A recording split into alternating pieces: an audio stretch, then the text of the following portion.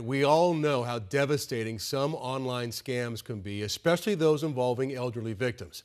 And it seems like the suspects are hardly ever brought to justice. But authorities have extradited a Jamaican man to Arizona accused of tricking a woman into giving him nearly $400,000.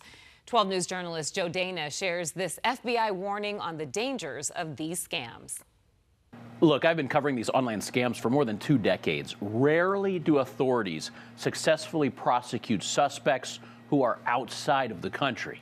A Jamaican man sits in an Arizona prison, captured and extradited to the U.S. Here in Arizona, we've seen recent success in being able to extradite people from not only Jamaica, but from people from other countries around the world. The FBI says Sherwayne Benjamin Belafonte used a common lottery scam to string along an 85-year-old woman living in the Tucson suburb of Vail. At some point, it turned into a romance scam as well. The suspect convinced the woman the two were engaged, sending her flowers and love messages. The victim gave away $400,000 she may never get back. Our goal is always to make the victims as whole as possible.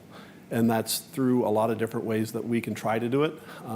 But it's still an ongoing process. One retired fraud investigator says international extraditions of online scammers are rare. It's not common at all. Tony Brown says of about 200 cases she investigated during her career at the Corporation Commission, more than half were overseas, and she knew of only 3 who ended up behind bars, but only because they brought themselves here. One was a Canadian citizen who drove down to Arizona because he thought he was getting a bigger payout. The FBI says lottery scams involving seniors in Arizona have surged 400% year over year. And just last week, another police agency, Prescott PD, warned scams and fraud cases continue to rise at an alarming rate, with more than $2 million in losses this year hitting the senior population. So a lot of the people that fall victim to these scams are elderly. A lot of times, the people who are older have grown up in a more trusting era. It goes without saying, authorities warn never open unknown links online